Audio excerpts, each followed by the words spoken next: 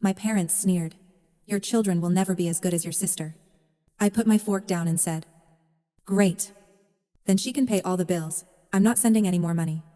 My mom froze. What money? We never received a single cent from you. My name's Claire. I'm 3. And 2 Sundays ago. My parents chuckled and told me my kids would never be as successful as my sisters.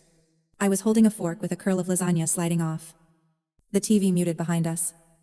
The clock in the kitchen ticking like it had a grudge. My father clicked his pen as if it owed him money, and my mother kept her eyes pinned to my sister's phone like it was a window to a better life. I should have known that was the night my keeping the peace habit would finally snap. I'm the oldest daughter. The one who remembers everyone's birthdays and keeps spare phone chargers in my tote, because people forget, and I hate chaos. Operations manager at a logistics company. 2 kids, Noah is 8 and collects rocks like they're clues. Lily is 5 and believes a bandage cures both scrapes and feelings. I pay the rent on the 1st of the month. Label leftovers with blue painter's tape. And stack my receipts with paper clips in quiet little towers. I'm boring in the best way. Or maybe I used to be. We were at my parents' house for Sunday lasagna. The TV was on mute. Captions crawling. My dad's pen ticked. My sister, Sienna, lounged on the couch in a carefully casual gym set. Tan lines, neat as rulers. Scrolling one-handed. I was telling Mom about Noah's science fair volcano baking soda. Dish soap. Food coloring. To the whole thing. When I realized she wasn't listening to me at all. Her gaze kept darting to Sienna's phone. Sienna turned the screen, and my mother's face lit like a candle. A video of Sienna's son plinking a polished song at a piano recital. Comments flying up the side. Dad nudged Mom. Face it, he said. Chin toward the phone. Claire's kids will never be as successful as Sienna's. The room thinned. Sienna did a little faux scold Dad, and then checked my face. Don't worry, she said. Syrupy. Not everyone can raise prodigies. Noah looked up from his handheld game. Lily froze. Sauce on her lip. I felt that hot white sting behind my ribs. Not the words. Exactly. But the ease of them. Like the line had been rehearsed. For as long as I remember. Sienna has been the golden child. Haloed by sighs and second chances. I put my fork down. Okay, I said. Just that. Dad laughed like I'd told a joke. Don't start. Claire. We're teasing. Sienna's phone chimed. Oh, she brightened and turned the screen to Mom. Deposit cleared. Mom clapped softly. Praise God. She breathed. Louder than she needed to. Noah whispered. What deposit? I squeezed his knee under the table. The signal for later. Some people, Dad added. Still smiling. Help family, without making a production out of it. Not everything has to be dramatic. Something in my neck went tight. Like a zipper snagged on skin. The clock ticked. I counted to 5. 10. 15. Tracing one of the blue diamonds on the tablecloth with my thumb. I told myself, new rule. Pick your battles. And then, I heard my own voice. Steady as a line drawn with a ruler. If Sienna is the standard, I said. Then, tell her to pay all the bills. Because I'm not sending money anymore. Mom's head snapped toward me. What money? We never got a cent from you. Her tone was so certain the fork fell from my hand onto the plate with a bright sound. I stared at her, and saw not a moment. But a pattern circles widening year by year until they were a whirlpool. I didn't start as the family wallet.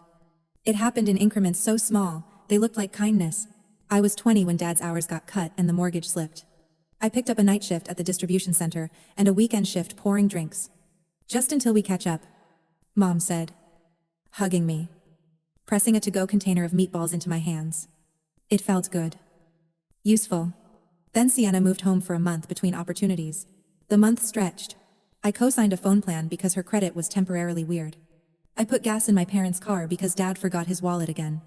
I told myself, it was fine. I was sturdy. Sturdy people carry. When I had Noah at 25 and his father bailed, I thought the help would even out. That the ledger would notice me. But I was the reliable one. So I held more. By the time Lily was born, I'd stepped into a better job. We weren't rich. But we were steady. Autopay became my coping mechanism. I set up my parents' electric bill because the late fees made me itch. I covered their internet because Dad loved his sports streams. We'll pay you back. Mom would say. We'll Venmo you. She never did. Then the water just for a few months. Then the property tax because the envelope got lost.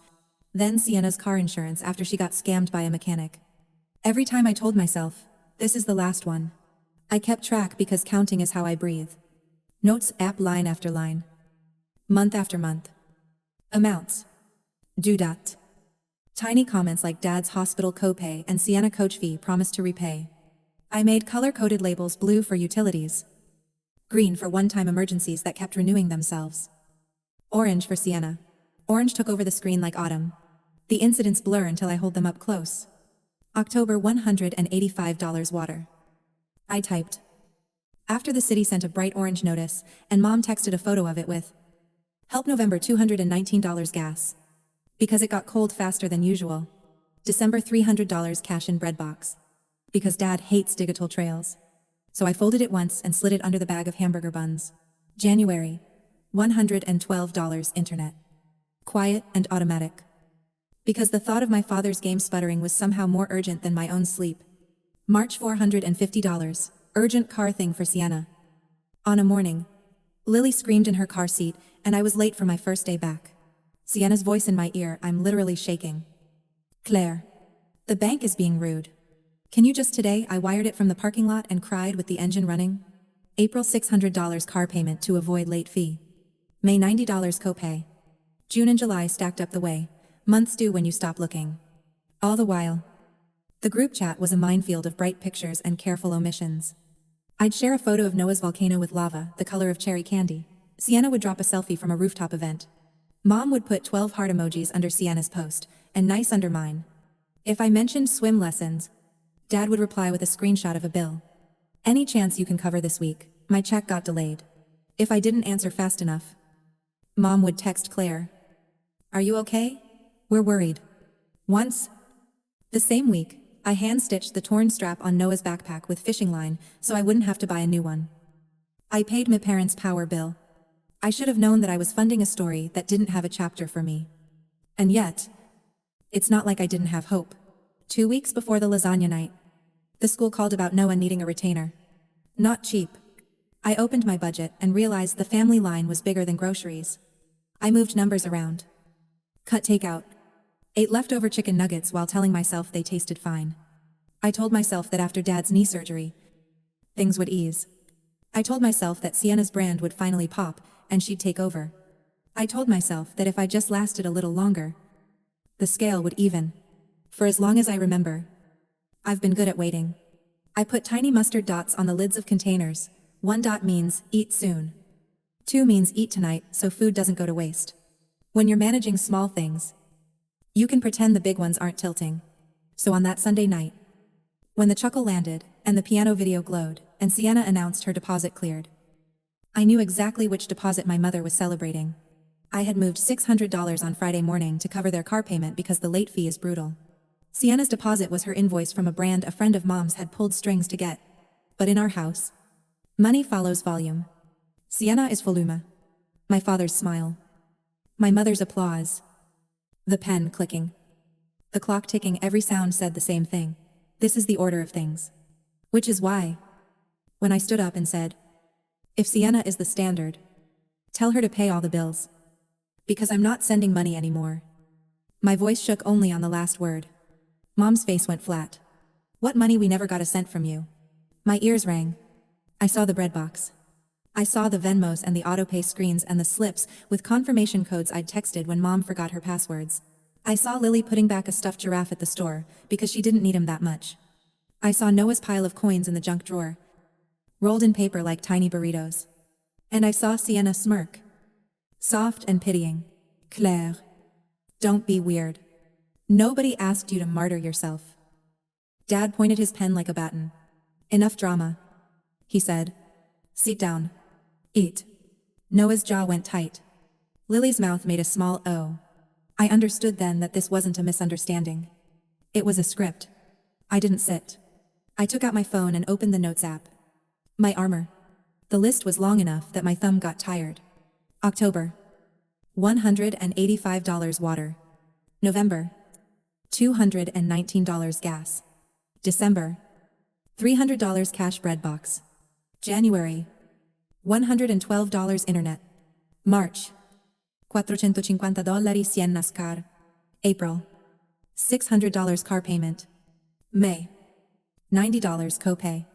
Dad rolled his eyes. Put that away. I didn't. I opened my bank app. These are transfers to your account. I said to Mom, keeping my voice even. This is the electric portal with your address. This is the autopay confirmation for water and garbage. These are the texts with your codes. Here's the DMV receipt. Mom's mouth opened and closed. Color climbed her cheeks. I don't keep track of that stuff, she said. Your father handles it. Good, I said, turning to Dad. He leaned back. Pen ticking faster. Why are you trying to embarrass your mother? I'm not. I said. I'm telling you I'm done. I'm not paying this family's phone plan. I'm not covering late fees. I'm not putting cash in a bread box. If Sienna is the successful one, tell her to take over. Sienna lifted her palms. I didn't ask for any of this. Don't put your resentment on me. I'm not, I said. I'm putting the bills on you. Mom slapped the table. The salt shaker hopped. You ungrateful girl, she hissed. We raised you. We fed you. We watched your babies while you built your career. Numbers steadied me. You watched them 3 times last year, I said. Twice for 2 hours. Once for 50 minutes. Sienna scoffed. You're exhausting. Dad stood. Chair legs scraping. You think you're somebody because you have a salary. You think money makes you better? I shook my head. I think money pays for water. Shoes, I told my kids. Noah slid down from his chair. Lily hopped to the floor and took my hand like she was 5 and afraid of ghosts. As we reached the door, Dad called after me. Voice hard. You're choosing to break this family. I didn't look back. No, I said. I'm choosing to stop funding it. We stepped into the night air that smelled faintly of tomatoes and cut grass. My phone started vibrating with messages before we hit the end of the block. Mom, you humiliated us in front of your sister. Dad, bring the kids back. We need to talk without little ears. Sienna Fee. You always do this when things go well for me. I put my phone on Do Not Disturb and drove with the windows cracked. Lily falling asleep mid-complaint about her seatbelt. Noah staring at the streetlights. I knew you paid for the internet, he said quietly. I didn't answer because my hands were shaking too hard to hold 2 truths at once my son knew. And I was the one who taught him to notice. At home. After they were in bed. I stood in the kitchen where there's a sticky maple spot I never managed to scrub fully.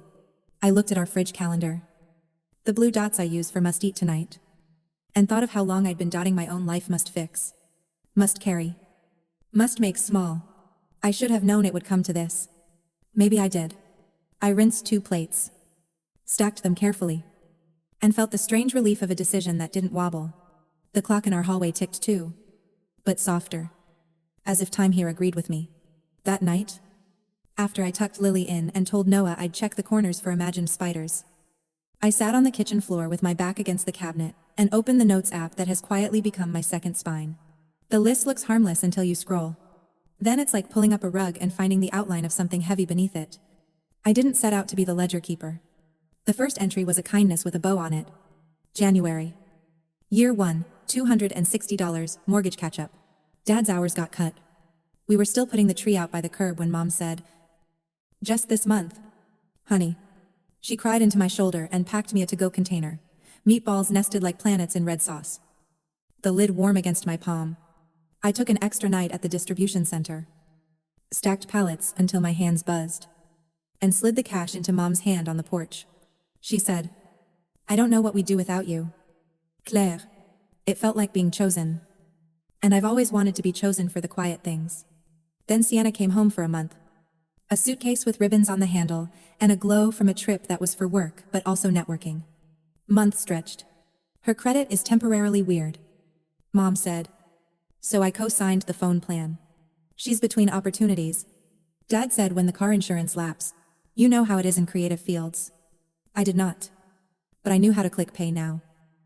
I started color coding because colors made it feel manageable. Blue utilities. Green emergencies that would surely end after this one time. Orange sienna. Orange bled into green. Green ran into blue. The screen looked like fall. And I told myself the season would change if I held on. The entries multiplied. October. Year 2, $185. Water bill. Photo from mom of a shut-off notice taped on the door. The tape wrinkled like it was ashamed. Help, she wrote. And I wrote paid in the comments. November. Year 2, $219. Gas. Cold came earlier this year. Dad texted. A screenshot of the bill cropped so close, you could see the pixels. My check got delayed. I transferred the money on my lunch break and ate a granola bar standing up. December. Year 2, $300. Cash in bread box. Dad doesn't like digital trails. So I fold the bills once and tuck them under the bag of hamburger buns. I write hamburger buns in the notes column so I'll remember which week it was. That's how my brain finds comfort tying money to mundane objects. January. Year 3, $112 internet. Because Dad loves his Sunday games and the idea of his stream buffering felt like a problem I could solve. March. Year 3, $450. Sienna car urgent. Her call hit as Lily sobbed in her car seat and Noah asked from the back. What's an invoice? Sienna's voice shook. I'm literally shaking. Claire. The bank teller is being so rude. I'm at the window, and my card, can you just, for today I wired it and cried in the parking lot with the heat on high. April. Year 3,600 parents' car payment. Late fees are ridiculous, I avoided one. I put an asterisk next to it and a reminder to breathe. May. Year 3, $90 copay. Dad's knee. Swollen and stubborn as his pride. There are smaller entries. 2. As the ones that barely register but add weight anyway. $27, lien release fee. $19, prescription pickup. $14, replacement, mailbox key. Each with a quote I thought I'd forget, if I didn't pin it, we'll Venmo you. Mom wrote 3 times that year. She never did. Just till Friday. Dad said. It rarely was Friday. The group chat lived in the same device as the ledger, which felt like keeping fire and water in the same cupboard. I would send a picture of Noah's baking soda volcano. The lava dyed too red because Lily squeezed the bottle of coloring too hard. Sienna would reply with a rooftop selfie. Skyline clicking into place behind her. Mom would comment 12 heart emojis beneath Sienna's post and nice on mine. Dad would pop in with a PNG of a bill. Any chance you can cover this, check delayed. If I didn't respond quickly, Mom would send Claire. Are you okay? We're worried. The worry was never about the money itself. It was about the silence between ask and yes. I kept telling myself stories. When Lily was born, I said, once I'm back at work, this will balance. When I got promoted, I said, they'll be proud. And it will change the way they see me. When Sienna announced a brand pivot, I said, this is the one that will stick. When Dad scheduled the knee surgery, I said, after recovery, things will ease. I lined my hope up on the windowsill, like Noah's rocks small. Smooth. Convincing. But the pattern kept writing itself. Sienna would text with the urgency of a house on fire. My landlord is a psycho. He threatened eviction for being one day late. Can you spot me $520 just till Monday? My coach says if I invest in myself this quarter, everything changes. I'd be in the grocery store checkout line. Lily chanting for strawberries. And I'd move the money and put the strawberries back. It's fine. I'd tell myself. Next week I'll buy 2 boxes. When you are the sturdy one, everyone leans. It's not malicious at first. It's physics. I became so good at carrying that I stopped noticing the bend in my shoulders. The mustard dot system I use on leftovers, 1 dot means eat soon. 2 dots mean eat tonight. Slid into life itself. 1 dot, pay the internet. It's fine. 2 dots drive to their house with a cash envelope. I was living in triage. Upgrading inconveniences into emergencies because that is how you justify spending another month's margin. The worst wasn't the money, it was the rewritten credits. When I got the promotion, Mom told an aunt. Sienna coached Claire on interviewing. Sienna had sent a 2-line, you got this text and a link to a TED Talk. When I asked Dad to watch Noah for 2 hours so I could take Lily to the doctor, he sighed and said, your sister is slammed. She works on her brand non-stop. Later, he texted me Sienna's Sunday reset vlog, 30 minutes of tidying, iced coffee, and writing boss in a planner. The comments called her an inspiration.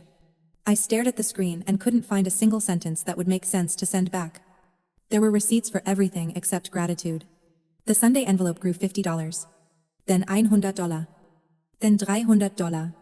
If I forgot it. Mom would text Monday morning. Bread box was empty. No thank you. Just the statement. Like an inventory note. I could feel my patience turning into sawdust. Dry and flammable. But I kept a smile like a lid on it. There's a point at which conflict feels like drowning and smiling feels like breathing through a straw. I chose the straw because I had 2 kids and a job and a life held together by routines that would unravel if I let my throat open. 2 weeks before the lasagna night. The school called about Noah's retainer. Not cheap, the secretary said kindly. But he'll thank you later. I opened my spreadsheet and saw the family column bigger than groceries. It stunned me. All the way numbers due emotionless and merciless at once. I moved money around. Canceled takeout for the month. Ate Lily's leftover nuggets and told myself, salt is a flavor and not a compromise. When Dad texted about a past due notice, I paid it and added another line to the list. I remember the exact morning I realized what I had taught Noah. We were at my parents' house and the router needed rebooting. While Dad grumbled about how these companies nickel and dime you, Noah glanced at me. Then, at the modem. And then at my phone like he was waiting to see if I would fix it. If I would. Once again. Be the person who pays, so other adults can be exasperated without consequence. Later. In the car. He said. I knew you paid for the internet. His voice was flat as a fact in a library. He wasn't accusing me. He was describing gravity. After we left the lasagna table. After the pen clicks and the smirk and Dad's, you're breaking this family. The house felt different when we walked in. Lily fell asleep sideways on the couch. One sock on, and one sock off. A curl plastered to her forehead. Noah disappeared into his room and arranged his rocks in size. Order like peace requires symmetry. I stood at the counter and looked at the sticky maple spot I never perfectly scrub. At the calendar with blue dots and dentist appointments. And something in me locked into place. It wasn't rage. Rage is hot and quick. This was cooler. Like turning off a valve and listening until the pipes stop hammering. I opened the Notes app and added a column and date. I typed yesterday's date on every row. The screen looked final in a way my life rarely does. I took a picture of it and didn't send it to anyone. For once. The record was just for me. The next morning, I used my lunch break to call 3 utility companies. Effective immediately. I said into 3 different robotic voices. Remove my card. Each call asked for a confirmation number. I wrote them in the margins of my notebook and underlined twice. I changed the password on the phone plan and took my parents' line off the account. I closed the joint warehouse club membership Dad had insisted on, because the executive rebate pays for itself. Though it never actually did. I opened the calendar app and deleted the Sunday cash reminder. The square went blank. I stared at the empty space and thought. So this is what air feels like. At 3:12 p.m. Mom called from an unfamiliar number. I considered letting it ring out, and then answered. Water got shut off. She said. Breathless. Like my decision had set fire to the block. Is this your doing? It's the city's doing? I said. They need payment. Silence crackled. We don't have it this week. Ask Sienna. I said. The gasp was so sharp I could see it. She's getting her business off the ground. How can you be so cruel? Cruel. The word landed like a verdict. Okay. I said. Because the alternative was to say something I'd regret. And regret has always been expensive. The texts began. Dad, you will not punish us because your life is hard. An aunt a verse about honoring father and mother. Finger pointing emoji included. A cousin, a link to an article on forgiveness. A neighbor posted on the local app about a generator humming at my parents' address and asked if everything was okay. The group chat stayed busy. In the separate cousin thread, Nadia messaged me, you good, yeah. I wrote. She replied good. About time. I didn't know whether to cry or laugh. So I made rice and overcooked it. The grains clumping into a small hill. Lily loved it anyway. Sticky. She reported. Delighted. That night we ate at the table at 6:15 without interruptions. Noah told me about chess club and how the kid in the corner bluffs by sighing loudly. Lily told a joke with no punchline and laughed so hard she slid off her chair. We played 2 rounds of Uno and I let them see me lose one on purpose. Then win one, because I needed to remember I could.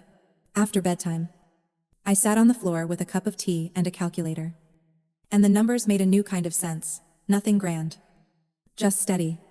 The space where money had been vanishing went quiet. I could hear the house settle. I could hear my heartbeat and not mistake it for an alarm. Of course. It didn't stay quiet. By Friday, the city slapped a late fee onto my parents' account, and Mom texted me a photo of the notice. This is on your conscience. I stared at it for a full minute. Then put the phone face down and went outside to pull weeds until my hands turned black with soil. It felt like penance and relief at the same time.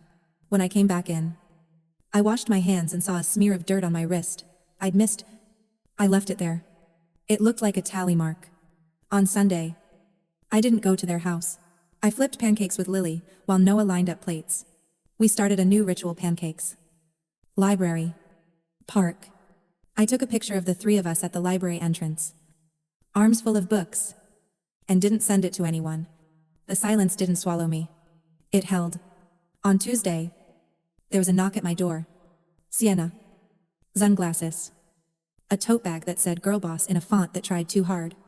A guy I didn't know waited at the curb, leaning on a white SUV. She walked in without asking, as if the threshold were just a suggestion. "You've made your point," she said, dropping the sunglasses on my counter. "They're stressed. It's not good for Dad's heart." "Mine either," I said. She crossed her arms. "You're being punitive. It's not a good look. Especially on a single mom's salary." I raised an eyebrow. "I make more than you think." "Okay," she said. Bored. "Then, resume what you were doing before your little episode. I'll take the phone plan. You handle the rest." "Faire." He blinked. "No." She tilted her head. "Why are you doing this? You know they won't change." "I know," I said. "I'm the one changing." She laughed like I was being whimsical. "When Mom gets sick from stress, that's on you. And when Noah drops out of college because you wasted money on pride." I remember who chose this. The line was so absurd it almost made me smile. "If college is a competition," I said, "maybe your prodigy can fund the scoreboard." A flicker crossed her face. She grabbed her tote and left. I muted the family thread. I blocked Sienna. I stood in the kitchen and listened to the house. It felt like the first deep breath after a cold plunge. Your lungs objecting, and then expanding. Tomorrow would bring more messages. More spins on the story wheel. But tonight was quiet. And tomorrow, I told myself, I'll keep my promise to the person who made the spreadsheet in the first place. I'll keep the valve turned the way I said it. I will not be the family's invisible invoice. By Wednesday, the story had already grown legs. An aunt texted a verse with a pointed finger emoji. A cousin posted a reel about honoring your parents. In the extended family chat, my mother wrote, "We'll be fasting and praying for Claire. Please lift her up." Sienna reacted with a heart. In the separate cousin thread, Nadia messaged me, "Are you okay?" I typed. "Yes." She sent back, "Good. About time." I stared at those 3 words longer than they warranted. Like there was a key hidden behind them. At lunch, I walked to the park with a sandwich that tasted like cardboard and rules. I told myself not to send screenshots. Not the autopay confirmations. Not the bank transfers. Not the note where I wrote end date in tiny neat letters. I put my phone in my bag and let the sun find me. A squirrel tried to muscle a pigeon. The pigeon didn't move. I took this as a parable and laughed under my breath and scared a toddler in a stroller. That afternoon, a number I didn't know rang my desk. "This is Eastside Water." A recorded voice said, "We're calling to confirm removal of a card ending in." I hung up before I could memorize the last 4 digits like an old habit. I had done it. The pipe was shut. My hands still shook. But now it felt like adrenaline after a run. Not the tremor of a cliff edge. At 6:15, we ate at the table again. Noah announced that the kid who bluffs at chess size too loudly to be any good. Lily told a joke with no punchline and collapsed into giggles. I rinsed plates. Later, I sat on the floor with a cup of tea and a calculator. The numbers didn't sing, they steadied. There was room for the retainer.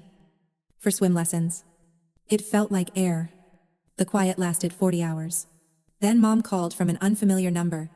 "Your father's blood pressure is up," she said, without saying hello. "Stress." I let the silence sit for a count of 5. "I'm sorry he's stressed," I said. "We can meet," she added. Like it was a concession. "Family meeting. Tonight. 6. At your house, I asked. Neutral ground, she said, and named a chain diner halfway between us. The kind with laminated menus and syrup in little glass jars. For one wild second, I considered saying no. Just sending a photograph of pancake batter in a bowl. But I heard Noah in his room, murmuring to his rook like it had a personality, and I thought, this is where you show him what a boundary looks like when it's spoken out loud. Okay, I said. 6. I printed the ledger. Not all of it. No one deserves to be buried. Not even with facts. Just the columns and the color codes, and one page of entries so it would fit on the table without sprawling. I slid it into a manila folder and wrote history on the tab like I was filing paperwork in the cabinet of my own spine. The diner smelled like coffee and butter, and the kind of fry oil that never quite leaves the building. Mom arrived first. Spine straight. Lipstick perfect. Dad followed, already clicking a pen that must have been in his pocket. His eyes skimming the room like he expected an audience. Sienna came last. Sunglasses on her head. Torta bag, slung like a banner. I noted all of it because noticing is how I don't drown. Before we began, Dad said, pen tapping the table. No, dramatics. The server poured water. I said. Fine. Mom folded her hands. We're worried, she began. The children shouldn't see this kind of instability. Sienna nodded. Eyes staged soft. We just want you back. The version of you that helped without all this. She gestured vaguely at air. As if my resolve were a fog we could fan away.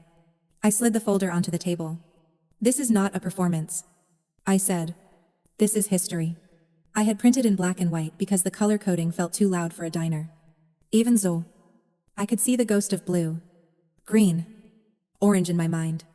Every entry has a date and an amount. If we're rewriting anything tonight, let it be correctly. Dad glanced at the page and snorted. You kept a log. I keep everything.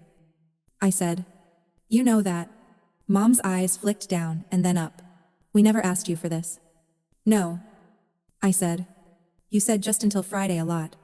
You said your father's check is delayed. You said she's between opportunities. You didn't ask. You implied. Sienna lifted her chin. We're not here to litigate the past.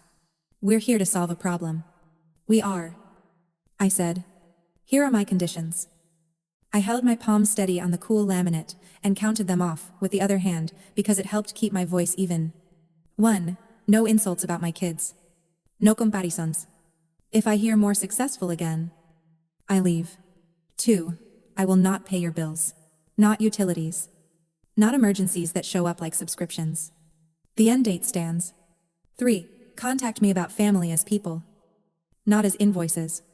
If you need money, ask each other, or ask your bank. Not me. 4th, I paused. Dad's pen stopped clicking. If there's a genuine emergency that involves health or safety, you can call me. But it is not an emergency because a fee will post on Tuesday. You're punishing us, Mom said. Voice clipped. You're making us look like beggars. I'm making my life look like mine, I said. Sienna leaned forward. Be realistic. Claire, they won't change. I know, I said. That's why I did. The server set down 4 plates we hadn't ordered yet, pancakes and eggs and a tower of toast as if the universe was trying to cushion the sound of words. Dad pointed his pen at the folder. What's this number? He stabbed at April. Lubai Megan. Car payment. You never told me. I did, I said. I texted Mom the confirmation, and she wrote bless, and a string of sparkles. Mom flinched. I didn't, you did, I said. Gentle, because I wasn't trying to win a court case. But accepting help is forgettable when it's quiet. Sienna's gaze slid to the window. Fine. I'll take the phone plan. You can resume the rest. We're done here. I shook my head. No. The word surprised even me with how clean it sounded.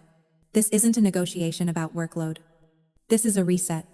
Dad's jaw moved like he was chewing an argument. You think money makes you better than your family.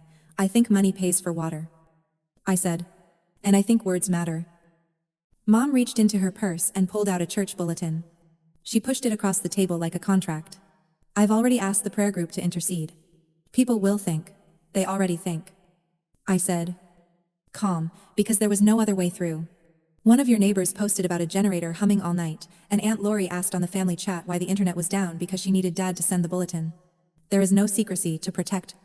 There is only the truth of who pays which bill. Color climbed Dad's neck. You ungrateful, he stopped himself. Perhaps for the first time in months. The server reappeared.